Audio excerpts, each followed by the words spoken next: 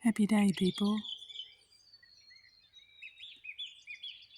It's a beautiful morning here after some days of heavy rain. So definitely going to enjoy that sunshine today and the birdsong right now.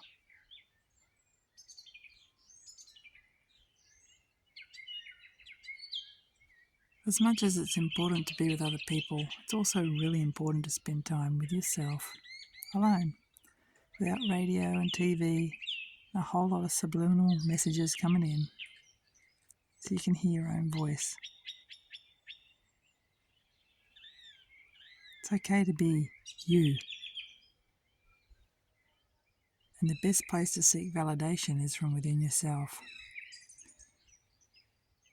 True freedom comes from being happy to be who you are and not hide it,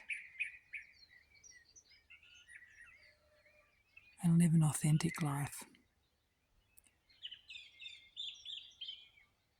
Short video today. I just heard the bird song and really wanted to share it, so I'll close with that. Much love to everyone.